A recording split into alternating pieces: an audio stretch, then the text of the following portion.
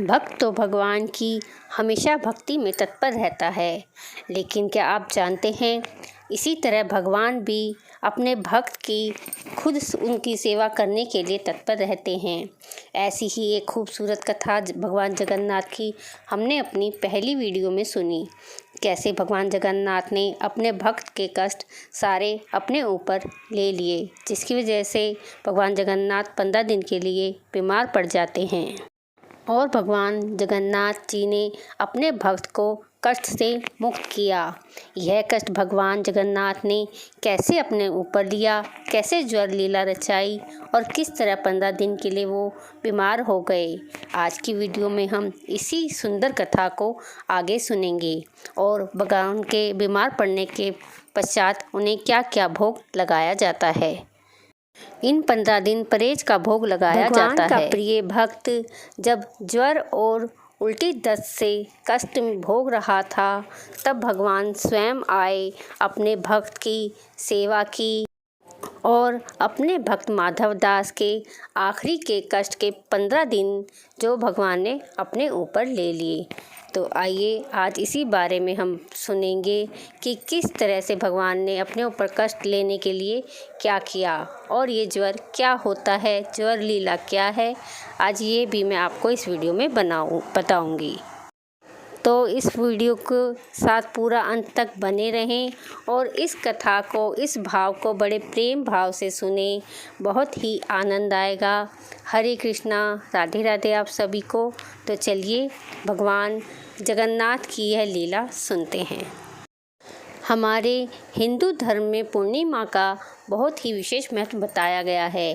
ज्येष्ठ पूर्णिमा के दिन उड़ीसा स्थित जगन्नाथपुरी में भगवान जगन्नाथ की स्नान यात्रा का महोत्सव मनाया जाता है, जिसमें भगवान जगन्नाथ, बलराम एवं सुभद्रा जी के काष्ठ विग्रहों को स्नान हेतु मंदिर से बाहर लाया जाता है।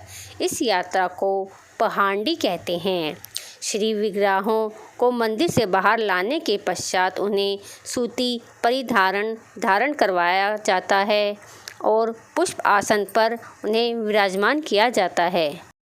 भगवान के काष्ठ विग्रहों को पुष्प के आसन पर विराजमान करने के पश्चात भगवान जगन्नाथ को 108 स्वर्ण पात्रों द्वारा कुएं के चंदन मिश्रित जल से स्नान कराया जाता है। शास्त्र अनुसार कथा है कि भगवान जगन्नाथ ने स्वयं महाराज को मंदिर के सम्मुख एक वट वृक्ष के समीप एक कुआं खुदवा कर उसके शीतल जल से अपना स्नान कराने का आदेश दे दिया था और इस स्नान के पश्चात 15 दिनों तक किसी को भी उनके दर्शन न करने का निर्देश भी दिया। हर साल ज्येष्ठ की भीषण गर्मी में शीतल जल से स्नान करने के कारण भगवान जगन्नाथ को ज्वर आ जाता है। ज्वर बुखार को कहा जाता है और हमारे जगन्नाथ अस्वस्थ हो जाते हैं। शास्त्र अनुसार भगवान जगन्नाथ के अस्वस्थ होने को उनकी ज्वर लीला कहा जाता है। 15 दिन की इस अवधि में केवल उनके निजी सेवक ही, जिन्हें दायित्वगण कहा जाता है, वे ही उनके एकांतवास में प्रवेश कर सकते हैं। 15 दिनों की इस अवधि को अनवसर कहा जाता है। भगवान के ये 15 दिन जिसमें भगवान जगन्नाथ अस्वस्थ रहते हैं, यानी कि अनस्वर के इस काल में भगवान जगन्नाथ को स्वास्थ्य लाभ के लिए जड़ी बूटी से काढ़ा बनाकर उसका भोग लगाया जाता है। खिचड़ी, दलिया, मूंग की दाल एवं फलों के रस का भोग लगाया जाता है।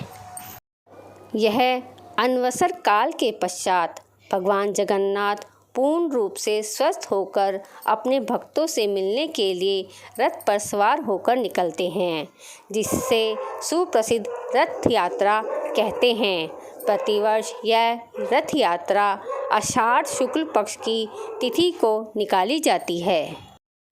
ये है हमारे जगन्नाथ भगवान की ज्वर लीला, जिसे हमारे जगन्नाथ भगवान ने श्री माधव दास से उनका कष्ट ले लिया। इसी को भगवान जगन्नाथ की ज्वर लीला कहा जाता है। भगवान जगन्नाथ के इन 15 दिनों के बाद भगवान जगन्नाथ की रथ यात्रा बड़े ही धूमधाम से निकाली जाती है। बोलो जगन्नाथ भगवान की जय। आई होप आप सबको भगवान जगन्नाथ की यह जड़ लीला की कथा पसंद आई होगी। अगर आपको यह कथा पसंद आई हो तो ज़्यादा से ज़्यादा इस कथा को शेयर करें ताकि भगवान जगन्नाथ के और भी भक्त इस कथा का आनंद ले सकें। और साथ में कमेंट में जय जगन्नाथ भगवान की लिखना ना भूलें। चैनल को सब्सक्राइब करें और वीडियो को लाइक करना भी ना भूलें। तो चलिए मिलते हैं भगवान जगन्नाथ की एक और सुंदर कहानी लेकर। जल्दी ही आपसे मिलती हूँ। तब तक के लिए आप सभी को हरे कृष्णा, राधे राधे मित्रों। जय जगन्नाथ भगवान की।